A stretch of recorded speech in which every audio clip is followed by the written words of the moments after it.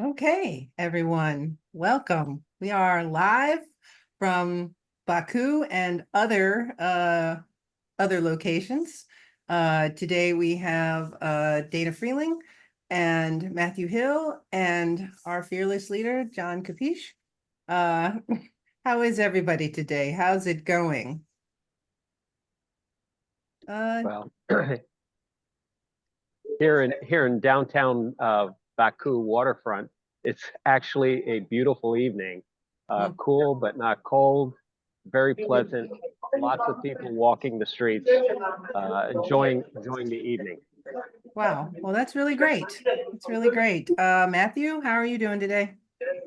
Yeah, absolutely. I mean, like John said, it is a beautiful evening out here. The sea is gorgeous. There's been a lot of people walking around.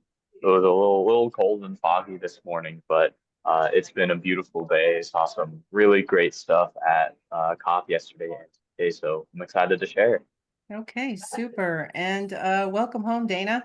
You made it Yeah, back. nice to be here. I've been following along with the proceedings today, and there are some interesting things to discuss, some initiatives that the U.S. is trying to slide into before the inevitable withdrawal um, after with the next administration, but doing okay. Hey, well, okay. So tell me, John, what have you been up to today? What have you seen, heard? What do you want to talk? What do you want to tell us? Share with the audience today. Well, I've, I have some relatives attending COP29, a couple of my wife's nieces. Oh, So I spent the day educating 16 and 17-year-olds on the basics of climate change and greenhouse gas dynamics, fossil fuels and such. So it was an interesting to get back in touch with um, informing people of the very basic principles of climate change and climate change remediation. And what that caused me to do is to realize that so much of what's going on here is not dealing with the fundamentals, with the basics. mhm. It's dealing with the tangentials and the secondary aspects of it. And I'll talk a little bit about that a little later on. But I also visited the Uzbek Pavilion again because they have a new university opening up in Tashkent, Hmm, and my flight happens to go through Tashkent, so I arranged for a visit to that university next week. So I'm looking forward to awesome. that, to learning about their academic programs and what research programs they might want to pursue, and how we might offer some international cooperation. Oh, that's really great. And it's also really great that you got to explain the basics to some young people because they can tell people too now. So that's really great. Matthew, so what have you seen today? What have you heard? What do you want to Yeah, share with us? absolutely. Yeah, so I saw some great panels of statements from some world leaders today. Today was themed after a couple of different themes, but mainly transportation and urbanization. So there were quite a few discussions around that. I'm super passionate about public transportation. For those of you that don't know, I live in Gainesville, Florida. I go to the University of Florida.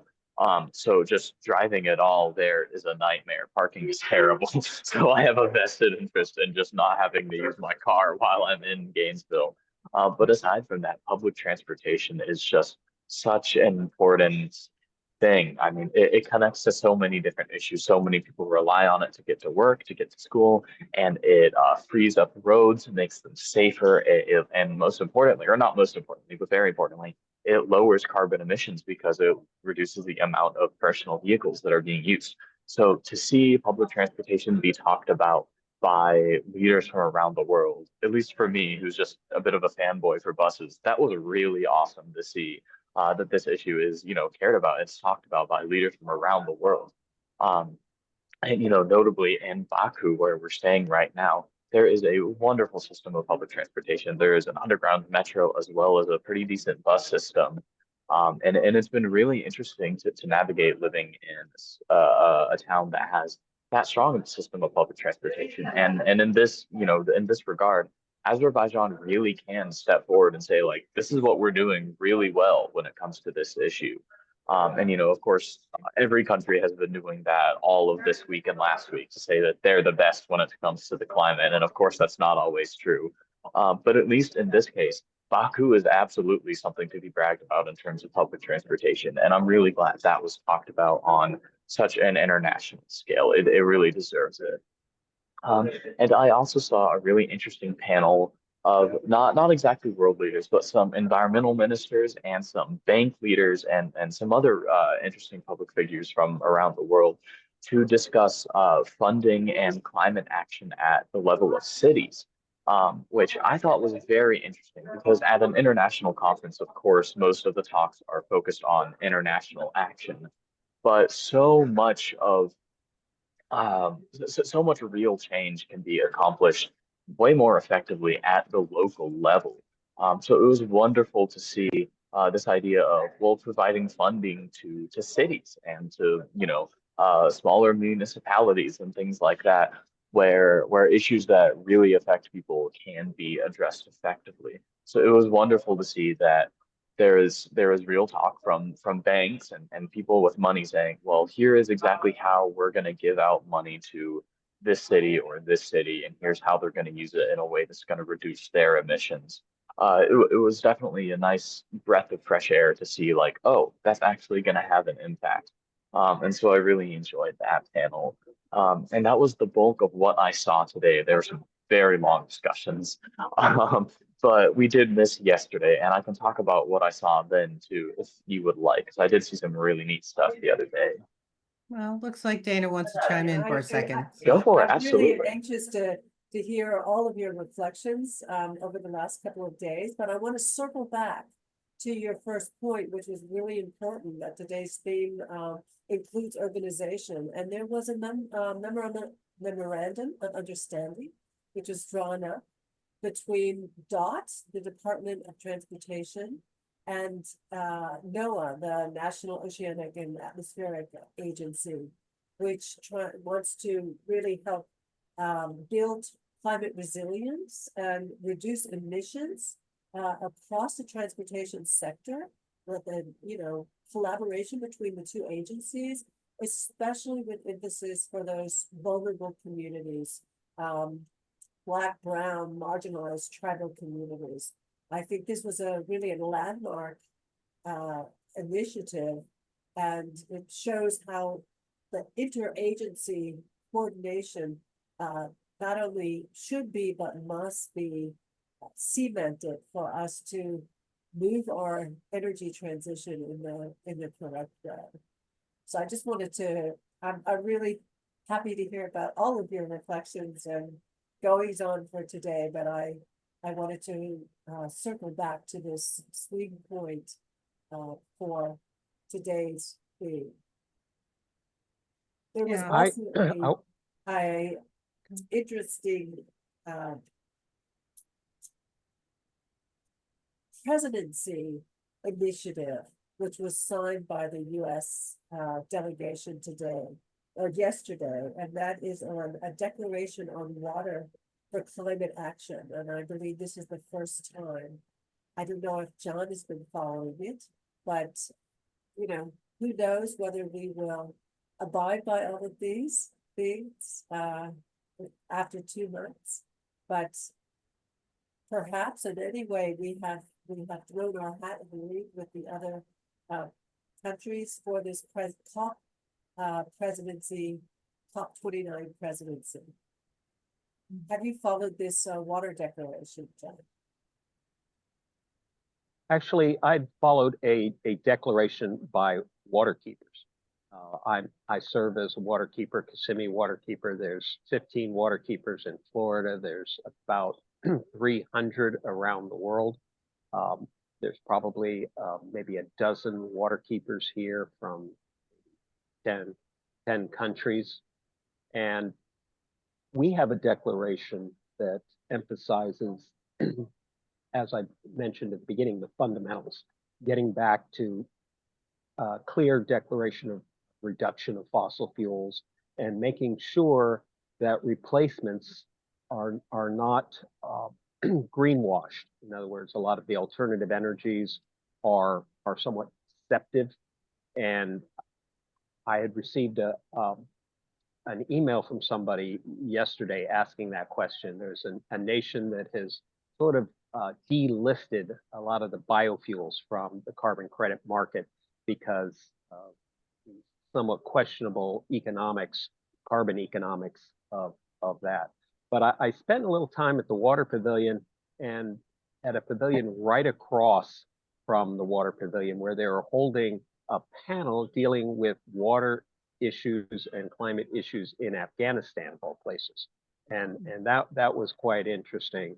But circling back to the transportation issue, as I was explaining to my nieces the concept of just transition or environmental justice, I was explaining that as we seek to address climate change, that it involves expenses, high costs in certain transitions, like to electric vehicles, and that lower income people depend upon transportation, and as we move to more expensive vehicles, at least in the transition phase, they suffer disproportionately, and therefore transportation is a vital element of environmental justice and just transition. So that seemed like a natural example to provide to them on this issue of just transition. But back to the water, it was interesting to hear a panel of people involved in water projects, irrigation, hydroelectric, and water storage and potable water. And having worked in Afghanistan, most of these people had worked in Afghanistan prior to the transition, but there were some people there that had relations with the current government and were trying to seek ways to involve that nation in some of these activities, because every nation that is suffering the ravages of climate change typically experience that first as water shortages or extreme rainfall events creating flooding. So they were discussing this issue, and it was very clear that to address water or any of these issues requires capable people. And Afghanistan right now is having a very difficult time retaining its capable people, because any individual who's college educated will have a difficult time dealing with that. So back to you, Dana. Dana, you're on mute, dear. My apologies.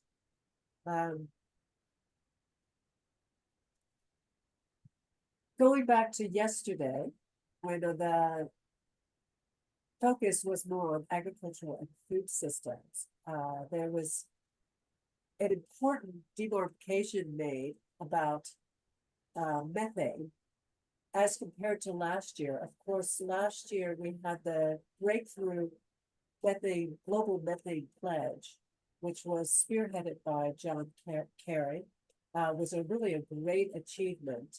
I guess everybody knows what methane is. It's far more potent than, doesn't last as long in the atmosphere, but it's far more potent than actually carbon. And the focus last year was on trying to cap methane leaks from oil and gas in the fossil fuel industry. But this year there is a new focus on trying to eliminate the methane from agricultural waste, which should be something. There's so many technologies, and it should be something we are able to accomplish fairly easily, and that will help reduce, some of those greenhouse gases in the short term. An easy fix compared to, let's say, combustible car engines and trying to produce low carbon cement or steel. Yeah, I want to circle back to the transportation that Matthew was talking about earlier. I really think that the United States needs to improve its public transportation tremendously. Not just in, I mean, Florida is not that great if you don't live in, I'm not even sure if there's a city in Florida that has good public transportation. There are some cities like Miami or Jacksonville or Orlando, they have public transportation, but is it robust? Is it something that people could use on the regular? I'm not sure about that. I've been in the United States a couple times, flew into Chicago for a couple of events, and my family lives in Ohio. I wanted to take the train because it's a 4-hour drive. It's a 4-hour drive between Chicago and Ohio, Cincinnati. And essentially, it was not possible. One, because it took 8 hours, and two, because the trains ran very infrequently. I'm used to being in a country where the trains are running all the time and you can pretty much get everywhere via train, bus, or Straßenbahn or subway or something of this nature. But yeah, we've really got to improve because that would make a big difference in our carbon emissions, for sure. A big difference. And it wouldn't put so much pressure on people to try to get electric vehicles because electric vehicles, the ones that are being made right now, are super expensive. No one needs I'm okay. I can only speak for myself. I don't need an $80,000 car. Like it's just not, it's unnecessary just for it to be electric. I think that I've seen some from China that were like 25,000, which is affordable. That's something you can afford. They didn't have all the bells and whistles that a lot of the electric cars have now, the ones that are being made in Europe and in the US, but they were comfortable looking and they drove. A lot of people, I think self-driving features are something that's okay, but in a sense, you don't really need it. You just need to be able to drive if you have somewhere to go that's outside of your public transportation region. Matthew, what else have you seen over the past couple of days that was interesting? Yeah, absolutely. If I could just offer a bit of a response to that, because I'm really glad you said what you said. I think that people often aren't used to the idea of public transportation in the US, so it can be a bit of a foreign idea, but it's important to remember the United States was literally built on public transportation. We had a huge railway system originally, and it was a source of a lot of value, a lot of productivity, and it was something people could rely on. So it's not something that's out of the cards for the US. It's not too large for it. There's a lot of arguments against having a big, railway public transportation in the US, and they don't really hold up. So I am really glad that you mentioned that. It's just not really accessible to get across the country via train. No. Kids in the background over there. Yeah, I know. You've got some friends, John. Oh yeah, always good to have some fans around. Yeah, that's true. Yeah, the Yeah, yeah. So children 11 to 14 came up and engaged me in conversation. They were very excited to practice their English and see what was going there on you here. go. That's Nice. awesome. But and then Angela, also what you said about electric vehicles. Other than me being a little bitter because they cost way more money than I'll ever be able to afford, there are a lot of issues that come along with that. Like number one, like we've been saying, they're simply not accessible to people. It's just not a real solution. They're not really here to, save us. They're kind of just here to save the car industry in the face of climate change. And even with the environmental effects the positive environmental effects they do have, there's some negative ones as well. I mean, lithium mining can be very detrimental depending on how it's done, and often have a lot of harmful effects to the locals that live around near where the extraction takes place. So there's a lot of conversations that need to be had about electric vehicles, and they shouldn't just be treated as a catch-all solution when public transportation is already an idea that exists and is already so effective. Yeah, I Um, agree. I yeah, agree. It's not a solution it's not a solution unless people decide to make less expensive vehicles that everyone can buy. Mhm. I was interested in buying a hybrid. And it was 50,000 euros. And I'm just like, I don't want a 50,000 euro car, because it wasn't all that it was a nice car, but it wasn't like it was so special, it was just like a normal like crossover vehicle. It wasn't anything that exciting. So yeah, things need to get cheaper for You know, real people to buy. I was in, when I took a boat, or somebody took me in a car in Baku.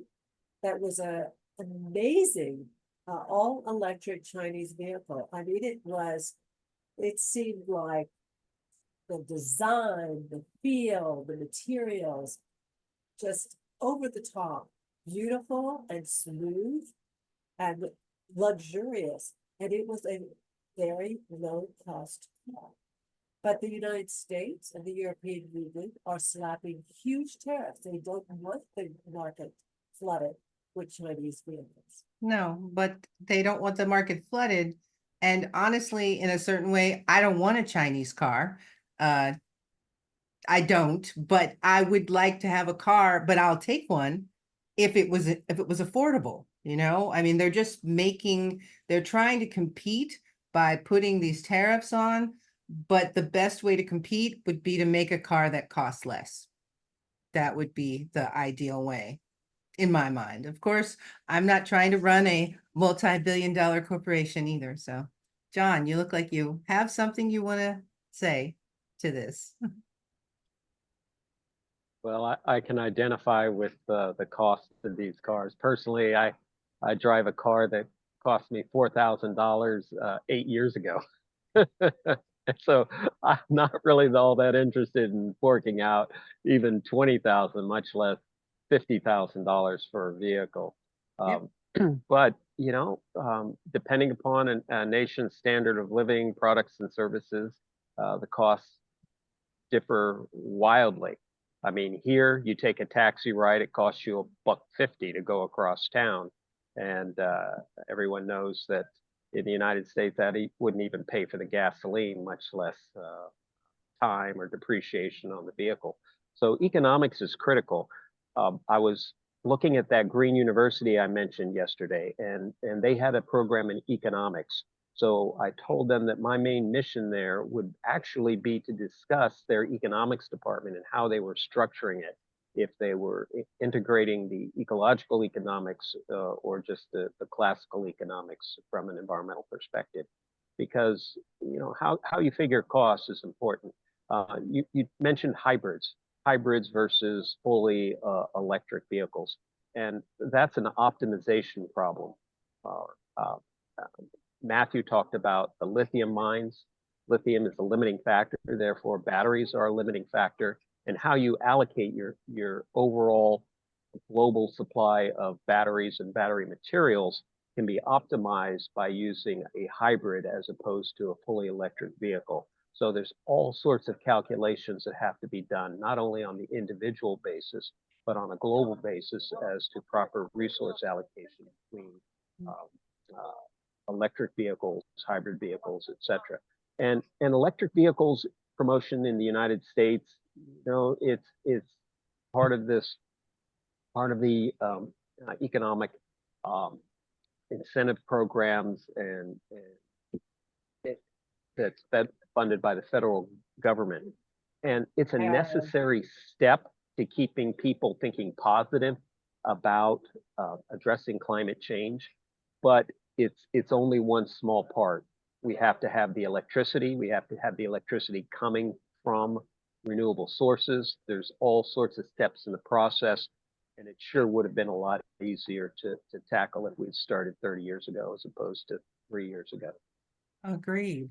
Yes, it would have been a lot easier, but for some reason, many people didn't want us to do that because we had to use petrol. So, yay. And the the question incentive is, program, this is the first thing that Elon Musk, much to my surprise, since the foundation of his he is the foundation of the US electric vehicle industry with Tesla. But he has said the first thing he's going to cut is the $7,500 rebate for buying an electric vehicle. Big surprise. Actually, it was a surprise. But maybe he thinks it's just, window dressing. I don't know. Wow. I just don't like him at all. I don't. I don't.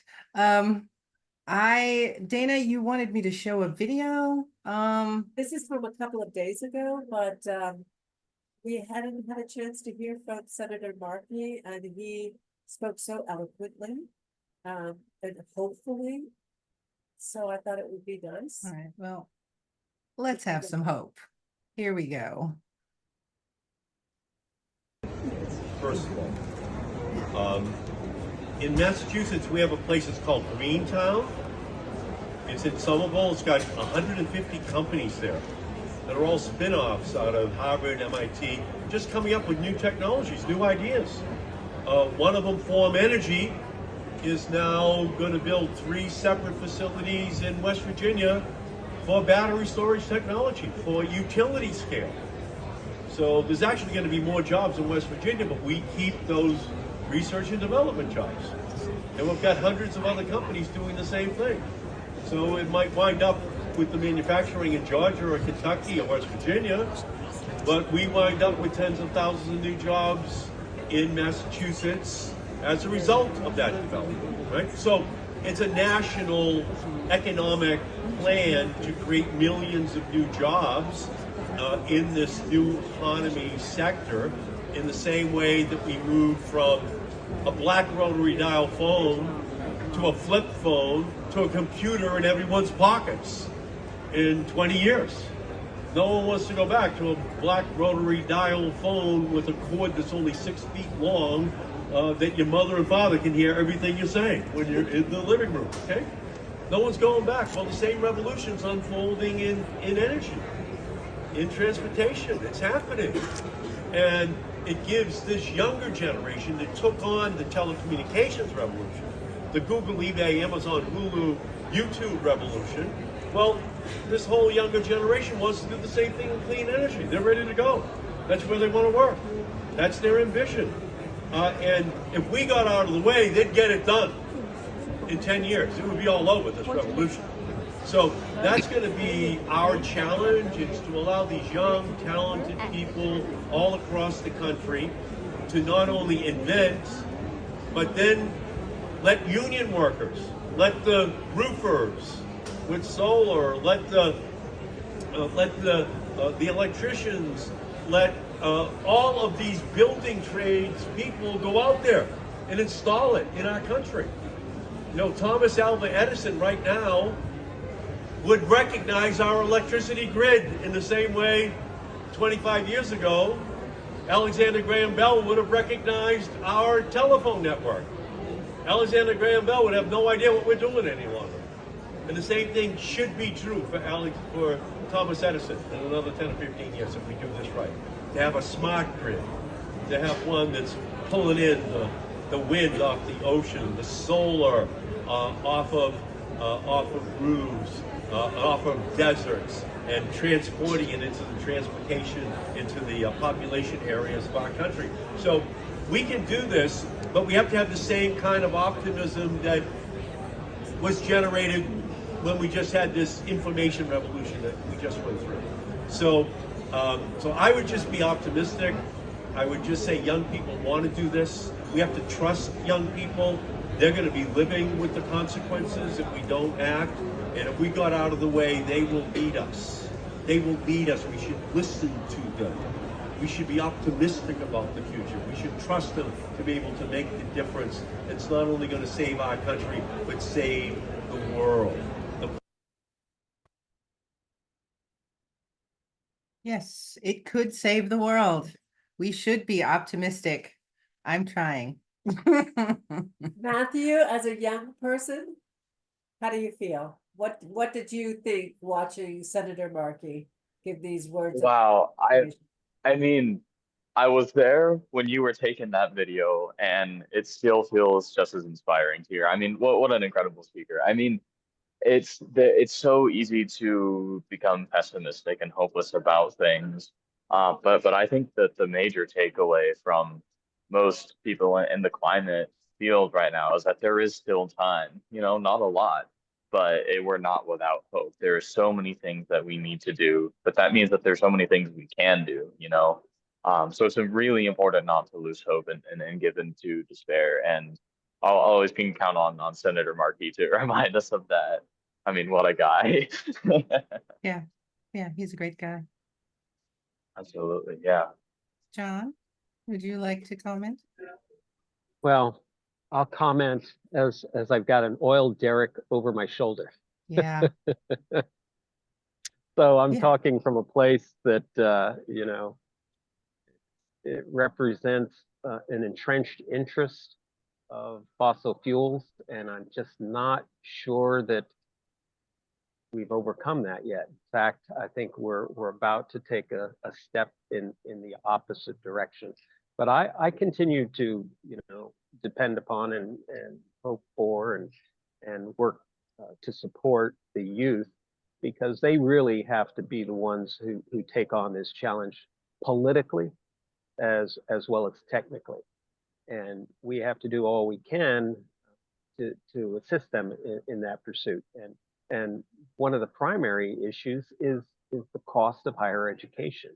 It's just prohibitively expensive, and when young people go into debt to obtain their education, it sort of anchors them to the traditional industries, does not allow them to take a step into something new, something not as well established, not as well compensated in its early phases.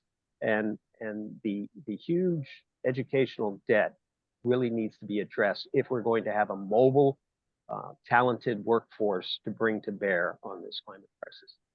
President Biden tried. He tried. Didn't he, John? Well, there's a difference. There's a difference between forgiving previous debt and lowering the cost of education going forward. Sure, but it Personally, I believe that we should reduce the cost of education, get it down to a affordable, manageable level. In Europe, in many places it's free. But once we do that in the USA, then we should go back and forgive all that debt.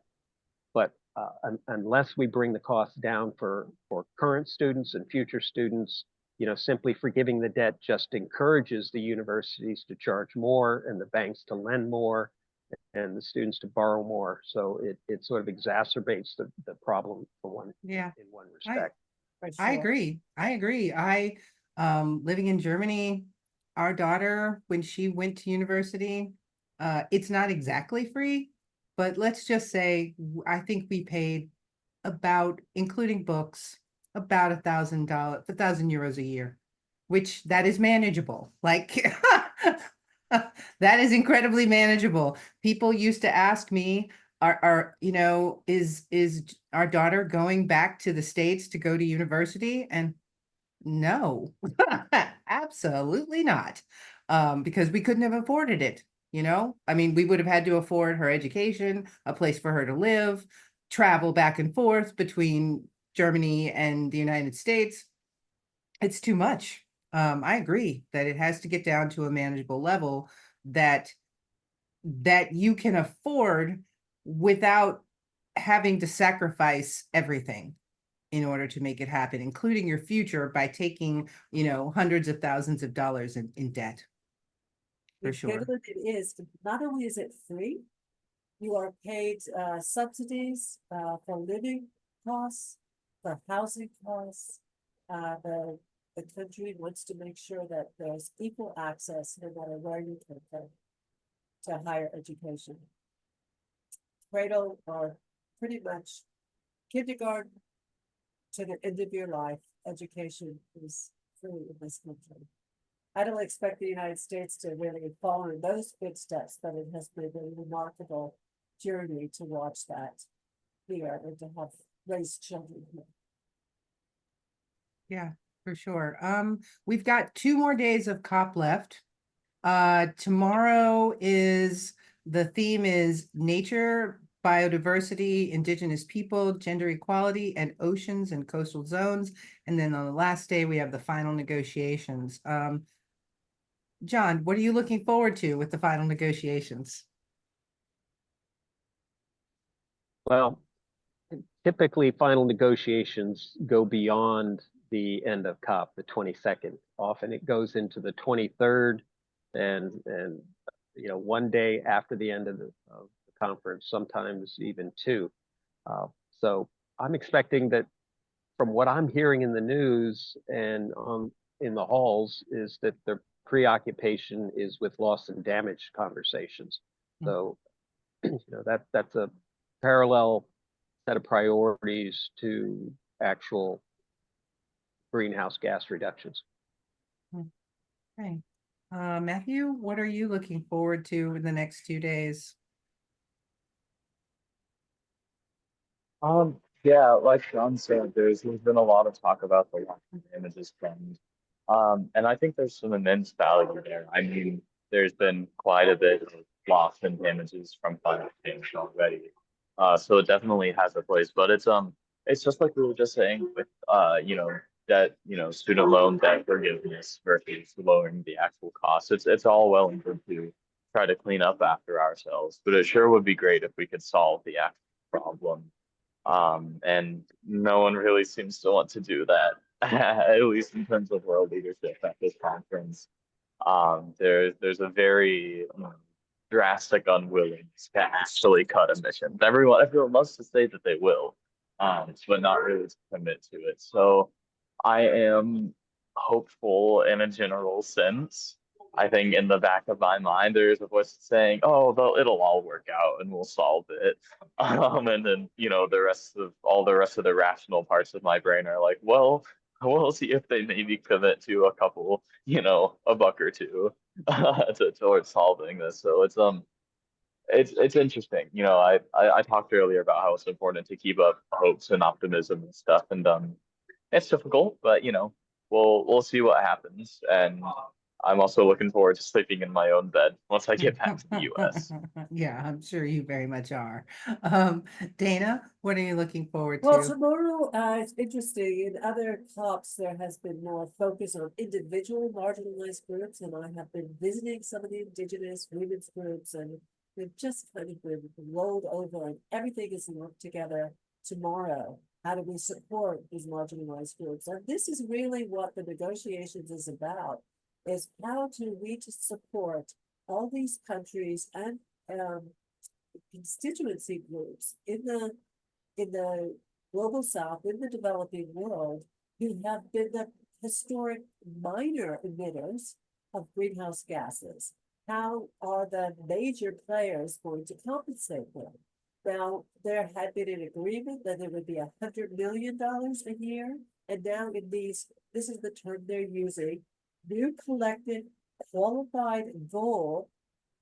There are negotiators that are pushing for $1 trillion a year. So really to make that 10 times, let's see what they come up with.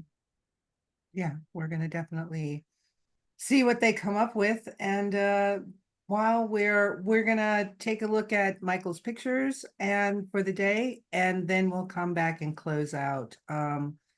I think, honestly, I want there to be hope. I really do. And I think the only way for there to be hope is for literally not just young people to get involved, but if you're over 40, you need to get involved in this too. Everyone, no matter what your age, you need to get involved, because it's going to take all of us working to make this actually happen, for sure. So with that, let's see what joyous things Michael has to share with us today. So in the morning, today was a very very sunny day. All day was sunny, and I decided to take few images of COP from outside. So this is the stadium or the Olympic Stadium in Baku, where the COP takes place. But I decided let's not enjoy the sun, let's get to COP. So I sat on the shuttle bus and decided to go to COP right away. Now, I showed you the images of the Taliban gentlemen, the guys previously, and today they came to the very same bus like me, and they were standing right next to me when I was just getting to COP. It was a surprise because just last night when I traveled from COP, I was sitting right next to two gentlemen from Israel. So at COP, you never know who you meet. So I did really not follow the Taliban guys today. They followed me, or it was just an accident, but we recognized them again. And I have to admit that then I kind of followed them a little bit just to get through the registration. And I was a little surprised that they are part of the official delegation from Afghanistan, but they don't get here in the black limousines, and they don't go through the VIP entrances. They just go through the regular entrances like everyone else, and they have to go through the very same security like everyone else. But enough of Taliban, and let's go to COP itself. I saw probably 7 or 8 various protests there today. All of them were kind of small. It's probably 20 people, 30 people doing some demonstration, and then maybe 50, 70 people watching. So not much going on there. The protests are quite short. They usually don't take any more than 10, 15, maybe 20 minutes. And today it seemed like they went one after each other. So one was scheduled, say, from 11 to 11:20. The next one started at 11:30 to 11:50, and so on. So there were several of them. Some of them were very quiet. Some of them were very, very loud. Just another image from a pretty quiet, another quiet demonstration. We have seen similar images yesterday, so I'm not going to comment on them anymore. This group, I think those were the practitioners or medical doctors from Canada. They had their protest there as well. And it seemed like they put quite a bit of effort into their preparations because they got some attention because they had also some stuff with them. And I took more images of them because they seemed to me that they really prepared for this specific demonstration. And I think they had a really good point of what they were trying to say, that the pollution is also simply harming people, and the greenhouse gases and its implications are harming people, and they have much more work to do than used to have some time ago. So I think this is the last image of the MDs or the medical doctors during their protest. But again, it was maybe 15, 20 minutes, and then they had 5 minutes for answering a few questions and giving interviews, and that was about it. This was the loudest protest I have seen today, and it was organized, I think it was indigenous people. And as you can see, I believe the gentleman on the left-hand side, I think he's from Brazil. He's one of the Amazonian Indians, and because he talked quite a bit about the next COP, which will take place in Amazonia. So he claimed that it's indigenous people land, and the world needs to follow what the indigenous people how they treat the world, because that's the right way. What impressed me the most was probably this gentleman from the Azerbaijani TV, some Azerbaijani TV stations, because they were streaming live or they were recording during the demonstration. That seems something very unusual for Azerbaijan, because there are hardly any demonstrations here, not within COP, but in Azerbaijan itself. So I was impressed by this TV station, that they were so proactive. And as you can see, the reporter is on the left, and the main protester, the protesters leaders, is in the middle of the shot. So well done, good job. I mentioned previously that COP is taking place at the Olympic Stadium in Baku, and I want to show you a few images so you get also an idea how the stadium look like, not just from outside as it was shown on the first image, but from inside.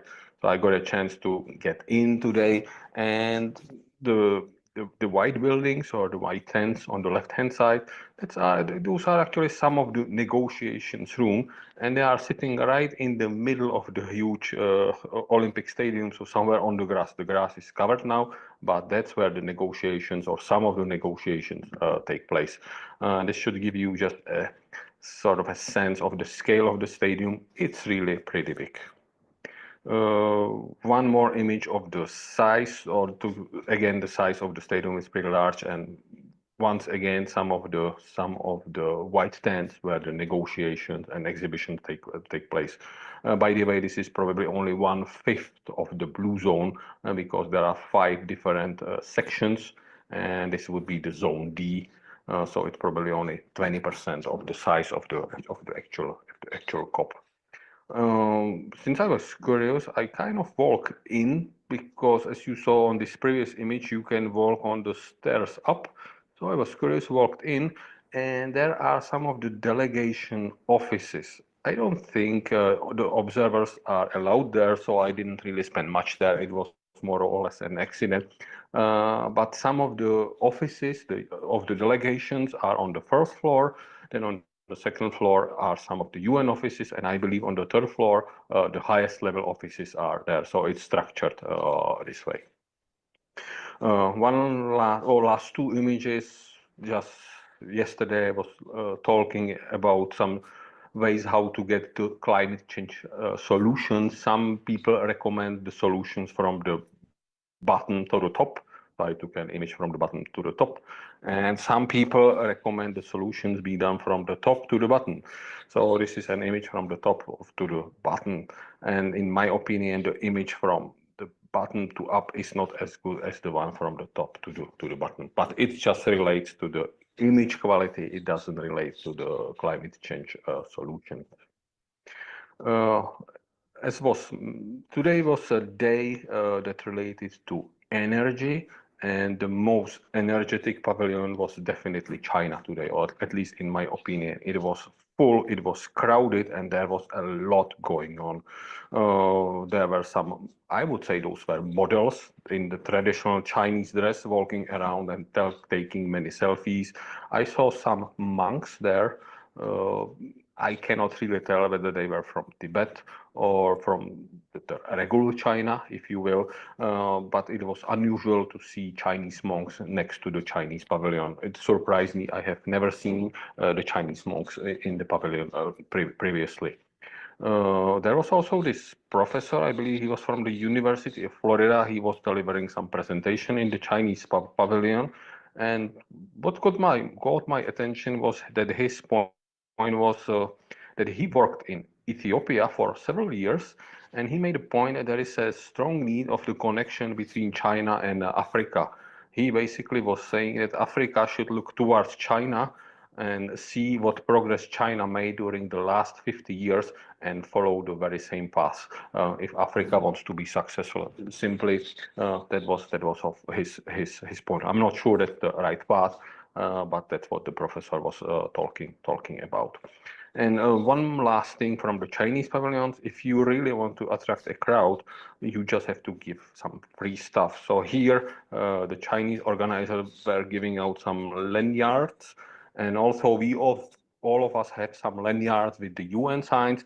They were giving free lanyards with some Chinese symbols, and it attracted a huge crowd. So just a recommendation for future pavilions. Give out some free goodies and you'll get a crowd there. One other area I visited today were the actual negotiations rooms. I spent there, to be honest, more than 1 hour. I spent there 1 hour and 5 minutes because to some extent it was very interesting. To some extent it was very boring. Basically, the participants had on the screen in the front some text in a Word file, and they were shaping not just the sentences, but they were shaping basically each word in each sentence. So this is how the text looked at the beginning, and you can see that the image was taken at 11:50 a.m. That's how the text looked like at 11:50 a.m. And then the participants talked for more than an hour how this one page should be changed, how the text should look like. I did not really fully understand the content of the text because I came kind of late, but it was basically about requesting the secretariat, the UN secretariat, to prepare a work plan for further development of the greenhouse gases data interface. So it was not about any actual action; it was just about data interface or preparation of data interface. And the participants were more than an hour were talking about every single word. So it went like this. We agree with most of option 4, however. And then China stepped in and says, China requests the third paragraph to be deleted. Okay.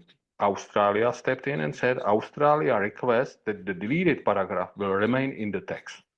Then Iraq stepped in, then Brazil stepped in, then UK stepped in. As you can see in this image, if you want to step in, you just put the tag with the name of your country vertically, and that shows to the co-facilitators that you have something to add. It took an hour, more than an hour, and then after an hour, hopefully you can see how the text looked like. Then we finally went for a lunch, so I don't really know how it will end, but I can tell you when I compare some of the protests when the people request an action now, and then you go to a negotiation room like this, the action is definitely not being taken now. Then I walk outside and want a little bit of some entertainment, and I saw a huge crowd among these people. To be honest, I did not know who is the gentleman on the right. So I asked the Azerbaijani volunteers, some girls, 18, 20 years old, because they were just looking at this gentleman with a lot of love. So this is an actor from the UK. His name is Theo James. Honestly, I have never heard about him, but he seems to be an international star now. By the way, I just wanted to keep my face in front of the Azerbaijani volunteers. So I told them, oh, I saw Leonardo DiCaprio 2 or 3 years ago in a different COP. And they look at me and say, oh, who is Leonardo DiCaprio? We never heard about him. So there is some gap among us. Now, this Theo James is not here just for fun or just to show up. He is actually the goodwill ambassador of the UN High Commission for Refugees. And today he officially launched the Refugees for Climate Action Network. So that's his position. And you can see it quite often that there are these goodwill ambassadors for various UN offices. And those are actors and some other famous people. So you can meet them here and there. I also met this lady. She is some very famous actress from Thailand, and I apologize, I just could not remember her name.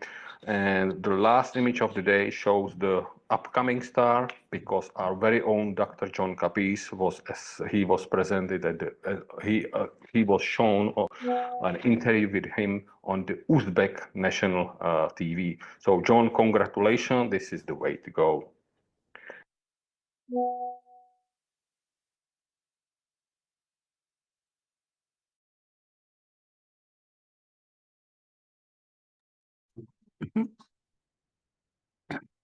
I had to look up who Theo James was too, because his face looks super familiar.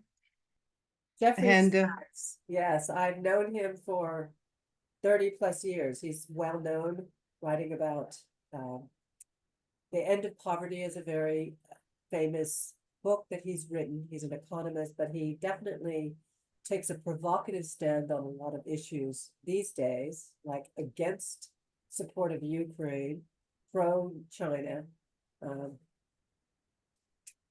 But he's an interesting fellow. Yeah. All right, everybody, we've come to the end of day 9. And so here's your chance, your opportunity to make your, I guess, final statement about COP. Dana. Well, we're looking forward to how they really look at the marginalized and vulnerable communities around the world. tomorrow. And hope that countries can not only agree, but that China, as who has not previously officially contributed to the loss and damage fund, that they have to back channels through their Belt and Road programs, that they step up and make a sizable donation, because they've been considered part of the developing world. But we all know they are now up there as the highest emitter or close to the United States, responsible for so much of the greenhouse gases, as well as the largest producer of renewable technologies. Thank you very much, Dana. Matthew. Final statements on COP. Yeah. Well, before anything else, I have to say that it's been an honor and a privilege to attend COP29. I think we mentioned this once or twice before on these broadcasts, but the reason I'm here is basically because I went up to Rock, Aboujaoude, a couple months ago after a college Democrats meeting and just introduced myself, and now I'm halfway around the world. So it's really, I can't express enough thanks to Dr. Capece and Rock and UF International Center, who funded my flights and everything. It's incredible that I'm here, and so I'm super grateful. Past all of my pessimism about the event itself. It's been a wonderful experience. There are so many just brilliant people that are here at COP29, some of the smartest people I've ever met, these scientists with such a passion for the environment, such deep knowledge in their respective fields, and some activists who are setting aside their time at school and their personal lives to come here and campaign endlessly for these causes they're so passionate about. Genuinely, their dedication is inspiring even to me. And so it's been a wonderful experience just to experience this conference. And I really hope that the negotiations are able to go somewhere. You know, I think that there is still a chance. There's been good talks. There's been a goal of $1 trillion per year, so maybe we'll get there. You know, who knows? But you know, kind of in the back of my mind, there's a voice still saying like, well, if it's taken 29 cops to not solve the climate crisis, I don't know if this one is going to be the one that does it. So I think we should all, you know, kind of take that as a lesson that there's a lot of work for us to do as individuals, and a lot of work for us to do as individuals that come together and work on these issues, and not we can't afford to just sit back and let the UN take care of it for us. It's very much to use the metaphor of Michael's images, definitely something that has to come from the bottom of the stairs to the top. Yeah, agreed. Thank you so much, Matthew. John, our fearless leader. Well, actually, technically, Michael is now our fearless leader. He is head of delegation for Intelligentsia International as far as the UNFCCC is concerned. Awesome. But, you know, our participation here comes at a significant carbon cost. Carbon footprint is not trivial. So it's important that we do things like this, that we share this information with as many people as possible, people who are not physically here.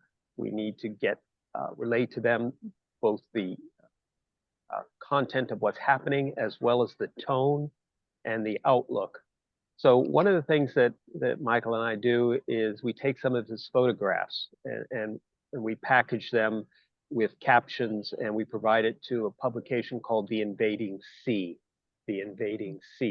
and people can go to them online and see a photo essay of Michael's images, and I've added some text that tries to capture some of the descriptions that Michael offers in these videos.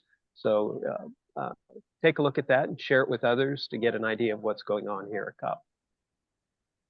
Right. Thank you so much, John. Well, thank you all for participating in this today, everyone that's watching or will watch.